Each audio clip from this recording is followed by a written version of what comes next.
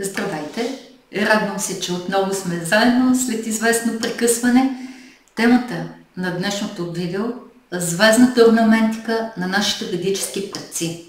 Нашите ведически предци са използвали орнаментика като символика на различни вълнови трептения, които те са ги фиксирали, застопорили, образно казано, замразили, извадили са ги като орнаменти и са ги ползвали като орнаментика не само по фасадите на сгради, вие ще видите, за украса на дрехи, но в своя бит те са използвали неизменно именно тези символи и знаци, които ние ги наричаме орнаментика.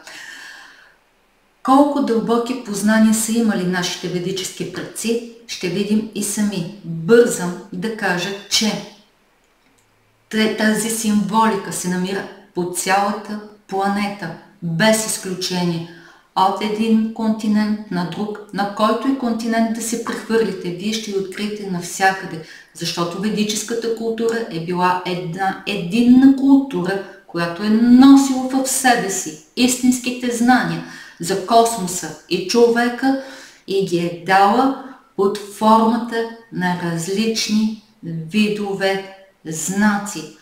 Тези знаци ние ги познаваме и като писменост, ние ги познаваме и като изображения върху фасади на сгради, върху орнаментика на дрехи, на съдове и така нататък. Тоест всичко това е било използвано в бита. И тук е мястото да кажа именно това е приликата между ведическата култура или третата цивилизация, за която аз бях обещала да говоря. Не съм забравила какво съм казала, но реших, че за да бъде ясно какво представлява третата цивилизация, първо трябва да се поговори повече и да се покаже какви знания имала ведическата култура, тъй като третата цивилизация такава, каквато се знае и се разбира в ден днешен, тя е наистина наследник на ведическата култура. Никъде нищо не е изчезвало, просто с течение на времето. Много знания са били подменени под една символика и взете истинския дълбинния смисъл и е вложено друго значение. Това съм го казвала и преди. И така, намираме ли тази орнаментика и в България? Разбира се, че я намираме и дори има в центъра на София. Аз съм ви подготвила това. Ще го покажа в следващото видео. И това са ведически знания. Това не е някаква приумица и измислица на някой. Вие ще видите как всичко е стройно подредено. И така, нека с вас да направим следния извод. Имаме една единна планета. На нея е имало една единна култура. Съвсем нормално е по цялата планета да има една единна символика и единни знания, които с течение на времето са били преобразувани не в правилната посока и са били използвани в определени негативни сили за техните цели. Но ние ще се върнем сега. Цялата планета е разделена на отделни територии. Тези отделни територии са наречени държави. И ние живеем на територия, която се нарича България в момента и се наричаме българи. Но ние сме пряки наследници на тази ведическа култура. Вие ще видите, че това е така и именно поради тази причина всичко, което откриваме по цялата планета, без да се наиграват нещата и без излишно позорство, доказателствата просто те сами по себе си показват, че ние сме едно единно цяло. Човечеството на тази планета е наследник на тази ведическа култура. Ние сме имали горди и велики предци, които са знаели много, както за космоса, така и за Вселената, в която са живяли, така и за Слънчевата система, в която са обитавали. Също така са знаели много добре всички процеси, как текат в техните тела и повече от това, как са конструирани техните тела. Тук може би е мястото да кажа следното. Спомняте ли си надписът на храма в Делфи?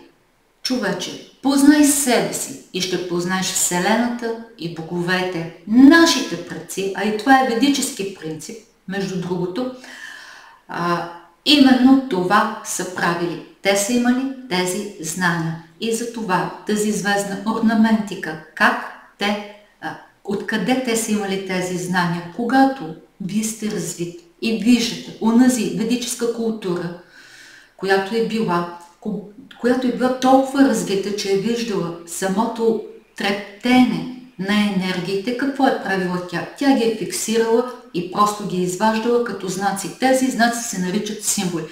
Под символи ние познаваме и нашите букви. И още в космическата азбука, скритото послание на древните, аз написах следното, че именно това са знаци. Тези знаци в последствие се използват като букви. Тъй като още там бях написала, че тези знаци, те се фиксират вследствие на непрестанното трептене на енергии. Тези енергии имат определени геометрични форми. Тези геометрични форми се фиксират и се изваждат като знаци. Те се използват и като орнаментика. Именно това е едната страна. Но тъй като ние наистина сме част от Вселената и сега ще видим дали е така. Ще видим и съвременни търсачи докъде са стигнали. Сега ще ви покажа наистина удивителни неща, които може би вие вече ги знаете, а може и да не ги знаете. Тази орнаментика я наблюдаваме и извезена върху дрехи. Това се наблюдава отново по цялата земя. Всички народи и култури под една или друга форма са съхранили и запазили тази древна памет, тези древни знания. Какво обаче означава това?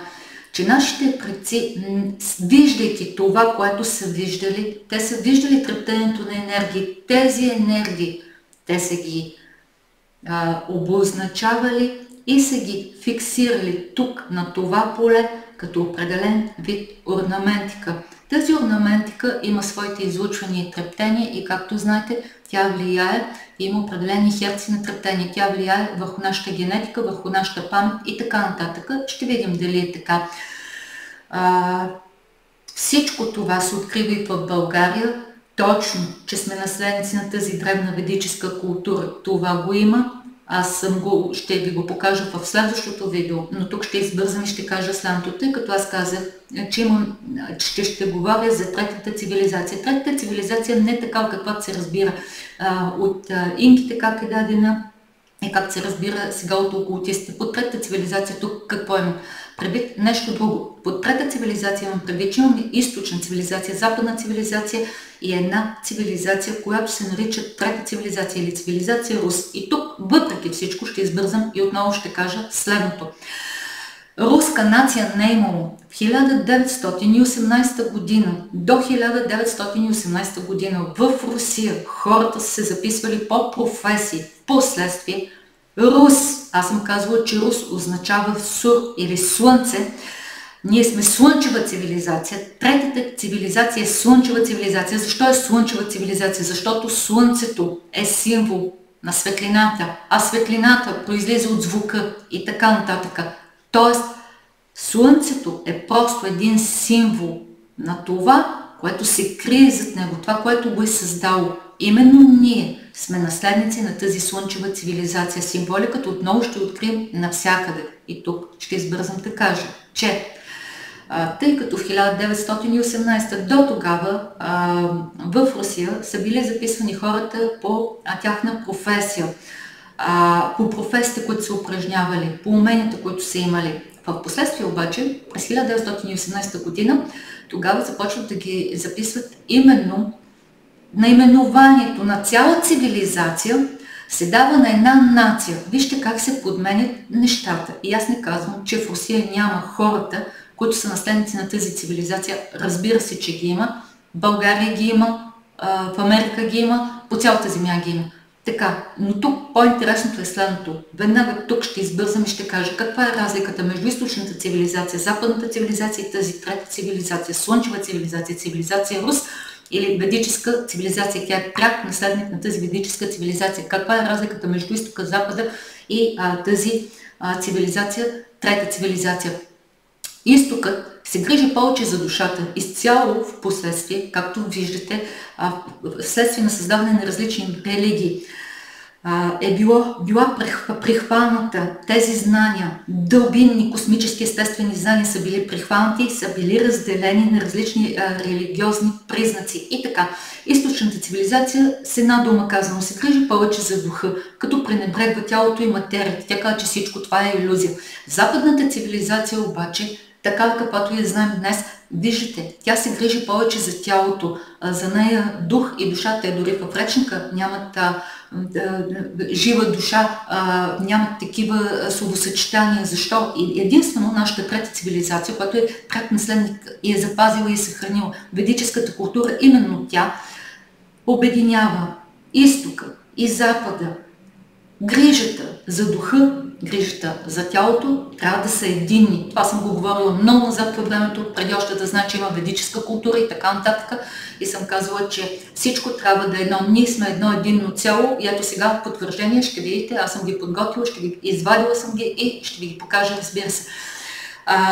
Третата цивилизация се грижи за духа и тялото едновременно. Но грижата за духа и тялото едновременно може да стане само тогава, когато ти си убеден, че раят не е в небесата. Раят може да бъде тук на земята, но за да бъде раят тук на земята, и сега ще цитирам Мавро Урпини, ще ви го припомня и на вас, който казва така: славяните, всичките им закони са в главите. Те нямат нужда от закони. Те действат по естествен начин, по правда и справедливост. Между другото, тъй като много се спори какво означава славяни, сега тук съвсем набързо. Тези, които славят светлината, прославят светлината, но зад светлината се крият онези сили, които я създават. Какво създава светлината? Звука създава светлината и нататък няма да продължавам, тъй като целта ми тук е малко по-различна. Аз смятам, че колажа, който направих, тотално отговаря на това, на предмета, който днес искам така да заедно да разгледаме и разбира се, реших да го предоставя на вашето внимание. И така, нека да продължим с тези обяснения. Нека да видим. Знаете фигурите на Хладни. Това съм го показвала много назад в първите семинари още. Фигурите на Хладни. Вследствие на звука какви фигури се образуват. Тези фигури се наричат фигури на Хладни. Като виждаме, това е върхометална плоча и пясък върхометална плоча при определен звук. Това означава, че звука е изначален, първоначален, след това идва звука, вибрира. Тези вибрации могат да се уловят като светлинни честоти и така нататък. Тук на екрана се вижда много добре какви фигури се образуват вследствие на определен вид звук, т.е. на определен вид трептения. Именно тази фигура съм я извадила. Защо? Защото не я откриваме къде? Не я откриваме върху копието на съдбата, което не пропуска целта си. Именно това е смисъла, това е символа на тази фигура, именно върху копието, но още по-интересно я откриваме и къде. Аз смятам така, преди да продължа, помислете си къде откриваме, може би сте го виждали вече. Много е важно знанията от миналото да бъдат в резон, да бъдат привнесени в нашето сегашно и да можем да ги ползваме. Защото в противен случай няма никакъв смисъл да знаем за миналото си, ако ние не можем по правилен начин, чрез нравственост и чрез справедливост да приложим тези знания изначални с цялата им чистота, с която са дадени, за да можем да променим света. Променяйки себе си, ние променяме и света, но ние можем да променим себе си, без да попускаме целта, именно както е знака на това копие, само по един единствен начин. Ако знаем кои сме, ние сме преки наследници на тези ведически предци. Човекът е пряк наследник. Човекът не онези хибриди, които се наричат хора. Човекът е пряк наследник на тези ведически предци. Именно човекът съдържа всичките, целият диапазон от трептения, за който сега ще говорим и който тук съм си позволила да ви го покажа като символика. Тази символика обаче в момента я откриваме И на военните, това е група Север, в момента този знак е фиксиран и върху тези военни машини, които са на войната в Украйна. И този символ наистина е под знака на тази военна група, която се нарича група Север. Знаете, група Север, каква е нейната цел и задача. Да не пропускаме целта. Откъде на къде, ще кажете вие, ведически знаци се намират върху военни машини? Да не избързвам, но си помислете, че винаги древните символи са били използвани с определени цели. И така, нека да видим какво означава това. Това е едно поле, което е разделено на 4. Ето, това е древен ведически символ. Това поле, което е разделено на 4, ако вътре в тези квадрати, които виждате, има знак, това означава, че това поле е засято. Или в момента това означава, че на това поле му предстои засяване. Или, казано по друг начин, този знак означава, че се ражда нещо ново и то е символ на богинята Макош, на славянската богиня Макош. Този знак и този символ, не знам доколко ясно се вижда, съм го открила и върху руска сграда, знакова е тази сграда. Не просто там присъства. Този човек, който обърнал, един от първите, който обръща и то по правилен начин внимание върху славянската символика и върху славянската орнаментика, се казва Вилен Комисаров, живял е по времето на Съветския съюз и много точно и много правилно определение дава за това какво представлява славянската орнаментика. И той казва така: вълновите колебания на различни честоти се излъчват от различни орнаменти. Тези вълнови колебания встъпват в резонанс с отделни участъци на ДНК, които съдържат генетична памет. Тези участъци са способни да реагират на различен тип възбуждане. Когато вълновата структура на орнамента е близка до структурата на ДНК, то тогава могат да се активират и така наречените спящи гени. Едновременно с това, събуждането на родовата памет става и чрез зрителни образи. Човекът се казва Вилен Комисаров.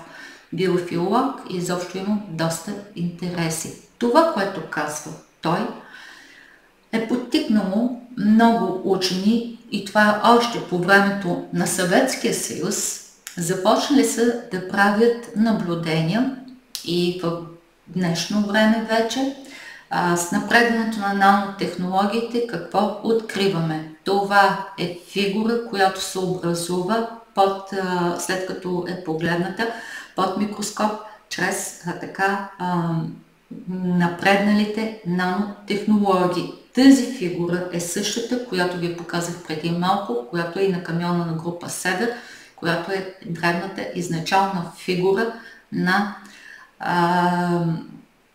и върху плочата на Хладни и, както казах, фигурата на богинята Макош, богинята, която символизира плодородието. Отново, с напредването на технологиите се вижда с подсилно увеличен микроскоп какво се случва с частиците. Частиците, както виждате, образуват свастика. И отново, нека сега да се върнем на славянската орнаментика. Тази славянска орнаментика, ведическа орнаментика, има в България много разпространена. Вие можете да я откриете под формата на карета, на шевици, на бродери, на различни върху килими и така нататък. Тук в случая е върху пояс. И сега, Можем да говорим много за славянската орнаментика, но това, което виждате, тези фигури, които виждате, са върху пояс.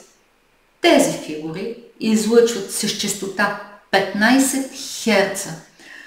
След като е било уловено тяхното излъчване, се оказва, че те не просто се използват за пояс, и то не е случайно, че се използват за пояс. Използват се за пояс, защото с 15 Hz вибрира слънчевият сплит на човека. Това вече съзнание, не празни приказки. Нататък да продължим. Виждате друг вид орнаментика, който е под формата, да го кажем, на буквата S. Така ще се изразя. Този вид орнаментика е бил използван най-често там, където е имало геопатогенни, негативни геопатогенни излъчвания. Способни ли са този вид орнаменти да неутрализират геопатогенните излъчвания? Да, в 70% от геопатогенните излъчвания биха могли да бъдат неутрализирани.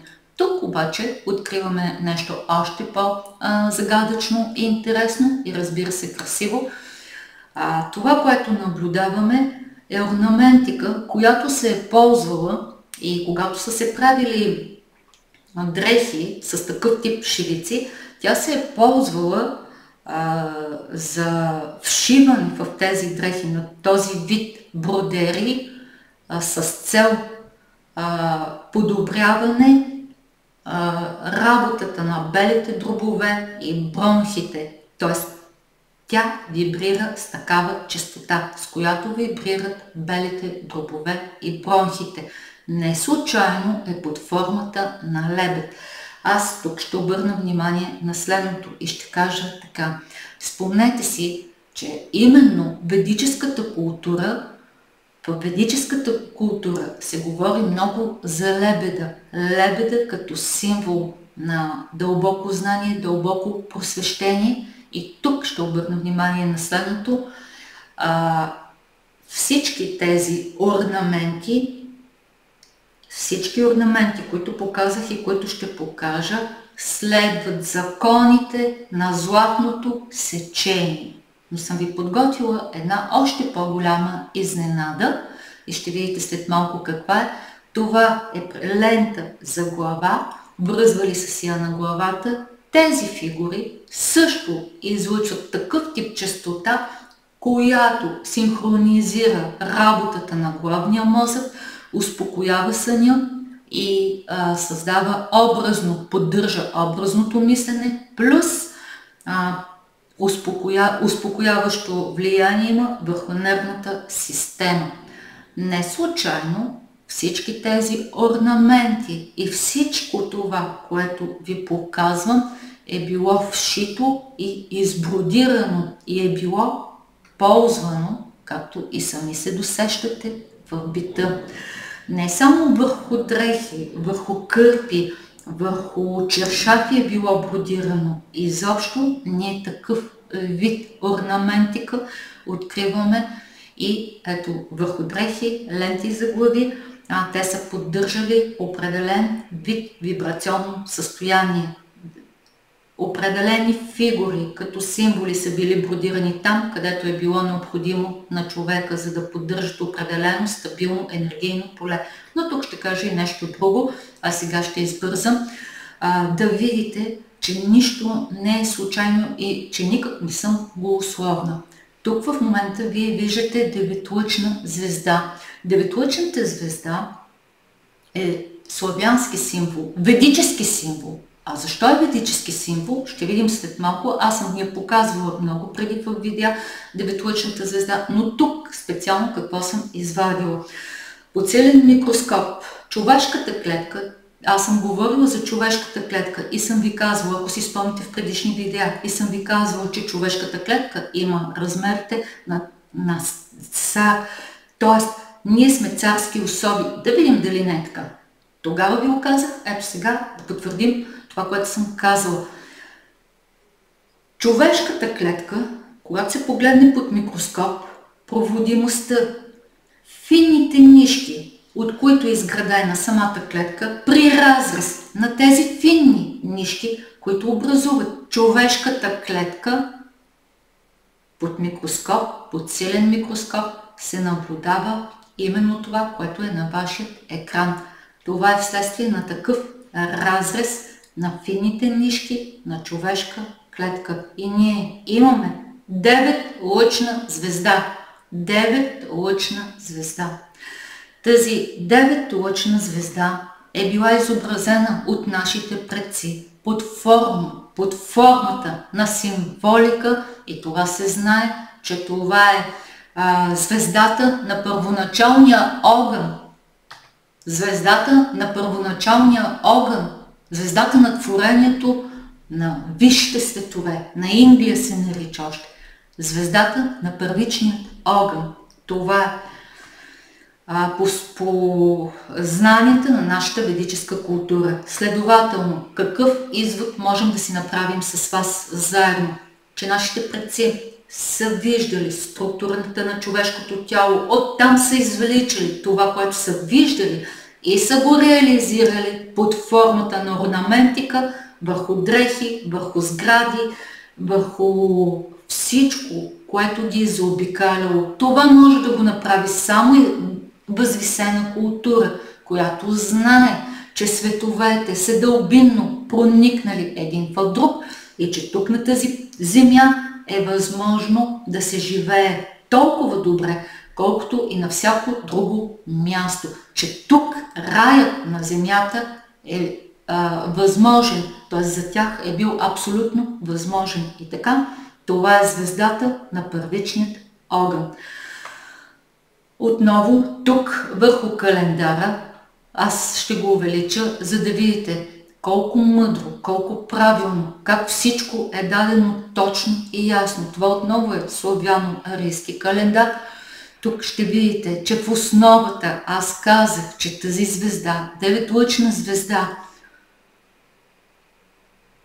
е образувана, е открита при разрез на тези финни нишки, които образуват клетката. Вижте в дълбините в началото е тази 9-лъчна звезда, след това всичко как се разширява и как се променя.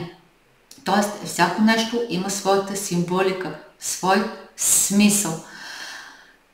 За славяно-арийския календар показвала съм го, сега няма да говоря. Това, което откриваме като орнаментика и което вече бяха започнали да го унищожават преди години, това е в Крим, на полуостров Крим. Крим имаме отново 9-лъчна звезда. Тук обаче, на какво искам да обърна внимание?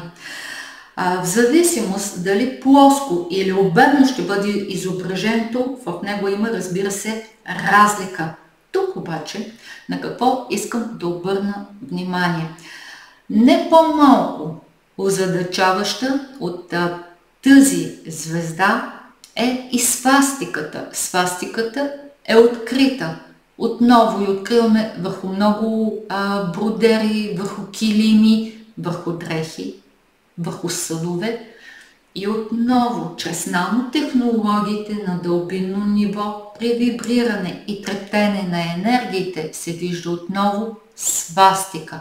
Т.е. тя се намира както в космоса, вие ще видите, че е така и вътре, в структурата на самите вещества. Ето толкова дълбинни знания са имали нашите предци. И сега, 6-лъчната звезда. Какви способности има тя? 6-лъчната свастика и 6-лъчната звезда. Какви способности има тя? Тя има способността да влияе и да неутрализира негативен радиационен фон. Всички тези фигури, които ви показвам тук, ето имаме 6-лъчна звезда. Някои я наричат звездата на Давид, но това е звездата на Велес, тъй като много по-късно е била взета от юдеите и превърната, дадено е наименованието звездата на Давид. Това е изначален, древен, сакрален символ, който се намира както в космоса, така вътре в нас и така. Това е звездата по ведическата култура на бог Велес.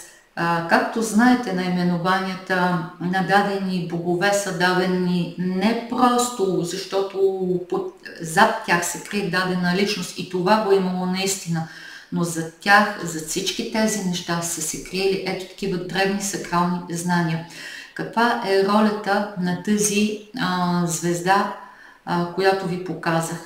Именно тази, както казах, шестлъчна звезда или звездата на Велес, сега знаете, че се нарича още и звездата на Давид, тя има тази способност да неутрализира негативни радиационни влияния. Имаме ли такава звезда, т.е. за това се върнах, защото си спомних, имаме ли такава звезда в България? Имаме ли такива знания в България? Имаме древни, сакрални, истински, ведически знания и в България. Те са фиксирани, има ги, аз в следващото видео ще ви ги покажа. Тъй като ние сме неизменна, единна, неразделна част от тази древна ведическа култура с обширни космически знания, с обширни знания за природата, за Вселената и за човека.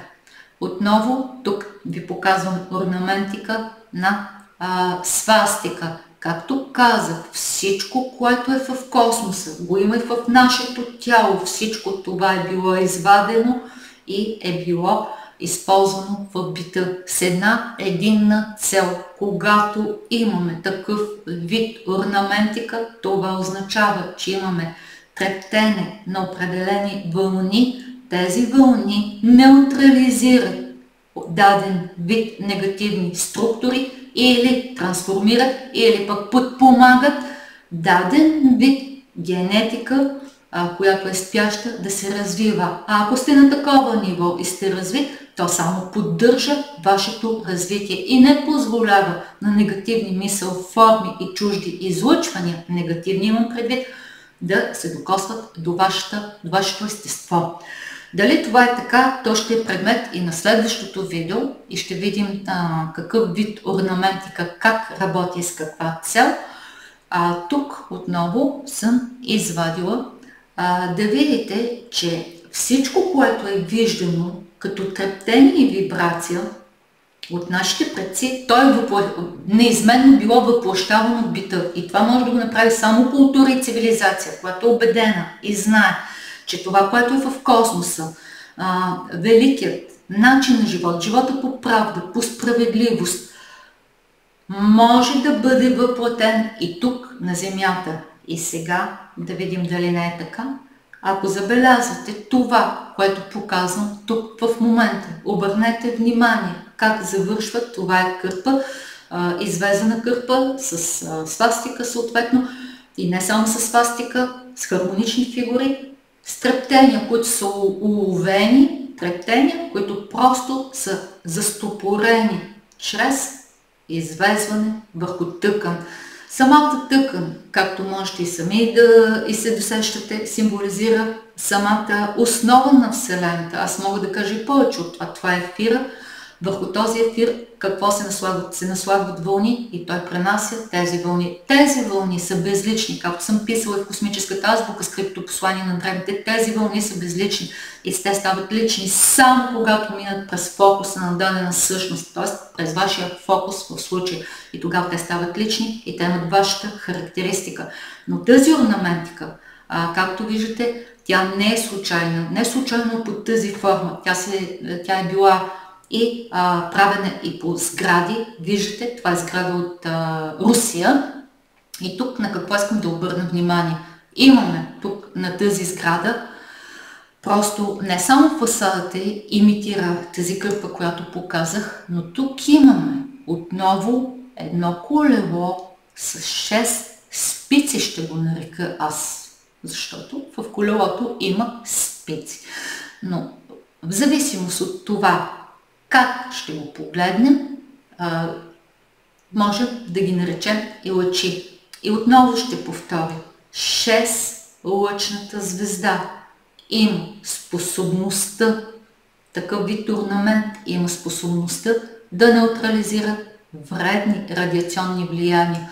И под радиационни влияния не бива да се разбира само влияние от Чернобил, като чернобилското имам предвид. Радиация идва и от дълбокия космос. Тази радиация може да бъде неутрализирана, но това за следващото видео.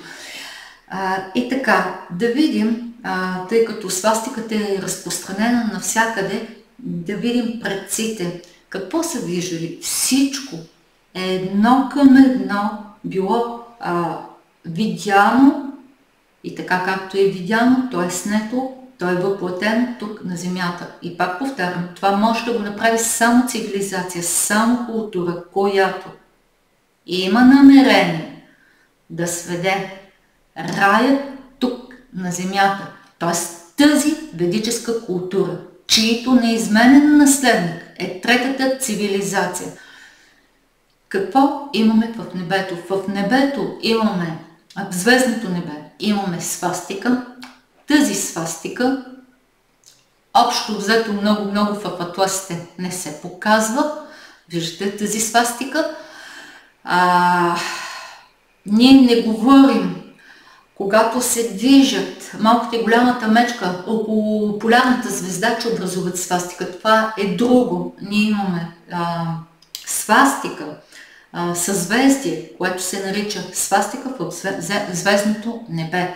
Всичко това показва, че пред нас, пред нашите очи, пред нашата същност, на нас ни е предоставено едно велико, древно знание, което ние, ако можем правилно да го използваме, ще се умеем да го превърнем в наше истинско настояще.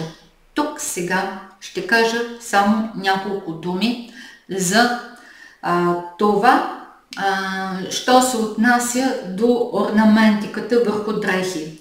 Ще кажа следното.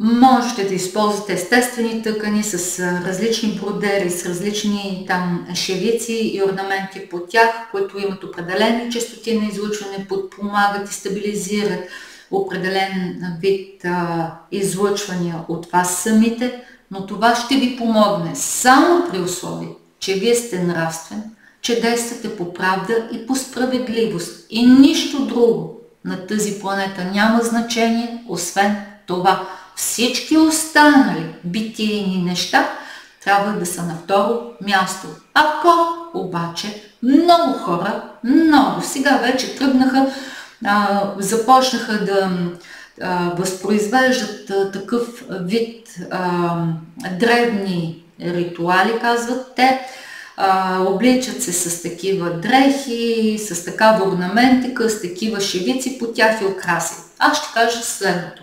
Може да се обличате с такива дрехи от естествени материали, с правилните шевици и така нататък. Ако вие не сте човек на правата и на справедливостта, ако дълбоко в себе си не сте човек, не сте този, който трябва да бъдете правдив, истинен, нравствен, отговорен, никакви дрехи, никаква орнаментика няма да съдейства и да способства за вашето развитие. Тя ще способства и съдейства само при условие, че вие вече сте на такова ниво и това ще поддържа по естествен начин вашето вибрационно състояние. В противен случай, ако разчитате само на външна символика, много хора носят различни свастики, различни орнаменти по себе си и така нататък. Всичко това няма никакво значение, ако вие сте корумпиран, ако вие сте не човек, така ще се изразя, а не човеци. На тази земя, за съжаление, има много. И така, да се надявам, че днешното видео е било полезно и приятно за вас. Запомнете, както съм казвала в по-предишно видео, ние сме богове сътворци. Аз съм го писала това и в книгите и казах, нашата Мидгард земя ни очаква да се събудим. Събуждането не е процес, на гурута. Не да тичате по гурута, не да ходите при разни посветени, знаещи и всякакви там. Можете да си набавите информация. Можете. Мислете върху тази информация. Прокарайте я през вас и вижте какви дълбини резонира с вас. Тя трябва да ви кара да се чувствате радостен, да се чувствате човек, да се чувствате достоен, да живеете живота с хъс, с дълбинна радост. Не външна радост. Тази радост трябва да идва от вашето естество. Вашето естество, запомнете, е естеството на творци. Ни повече, ни по-малко, без да откривате и сътворявате неща, без да съзидавате. Вие не можете да имате стабилно поле и да се чувствате радостен. Доколко свастиката отговаря на определени енергийни центрове и всичко това, какво съм ви подготвила за следващия път, ще продължа да разгръщам това знание пред вас. Вероятно много от вас го знаят, други не, но да се надявам, че за всички вас все така или иначе е било полезно. И така, ние сме тук, защото трябва да знаем кои сме. И тъй като аз започнах видеото "Познай себе си", за да познаеш Вселената и боговете, ведическата култура казва така: знай и бъди. Знай и бъди едновременно. Знай и бъди това, което си наистина. Знай, че си наследник на богове. Знай, че си Бог. Съзидавай, твори, действай, мисли, чувствай. Преживявай нещата като Бог, а не като някакъв сервилен слуга. Това, което правят в момента на Земята, всички тези глобалисти и така нататък, целият този цирк, който се разиграва на Земята, е свършен. Това е краят на една много дълга програма, която се опитва да вкарва човеците в синтетичната реалност, да им наложи различни правила, изкуствено създадени правила. Това са естествените неща. Естествените неща вие ги наблюдавате вътре в себе си, вие ги наблюдавате около себе си, в космоса, в Вселената и вътре в вас. Изкуствените неща са създадени чрез изопачено изместване на естествените, изкривено изместване на естествените неща, се създават изкуствените неща. И можем да говорим за биометрични данни, за роботи и така нататък. Но тук това не ми е предмет на интерес и няма да се впускам в него.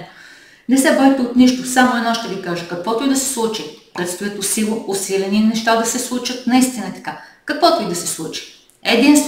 Единственото ваше задължение да бъдете честен, да бъдете правдив, да бъдете справедлив, да съзидавате, да сътворявате, да бъдете нравствен. И ни повече, ни по-малко това. Това никой не може да ви го даде, никой не може да ви го даде, но никой не може и да ви го отнеме, ако сте такъв. Ако сте такъв, вие сте изпълнил вашата мисия и продължавате да я изпълнявате. Ако не сте такъв и сте се поддал на различни на пръв поглед притегателни неща, трябва да изчистите на тези неща от вас. Не ги ли изчистите? Времената, които идват, са усилни. В следващото видео, между другото, ще говоря за слънчевото изригване, което всички така, как действало, какво е било и така нататък, какво има в това слънчево изригване, защо се появи по този начин и така нататък. Всичко това ще бъде предмет, разбира се, на следващото видео. Аз ви благодаря за вниманието. На всички вас желая да бъдете нравствени, етични, естетични, възвисени, красиви същности, такива, каквито изначално сте създадени да сте. Благодаря ви за вниманието.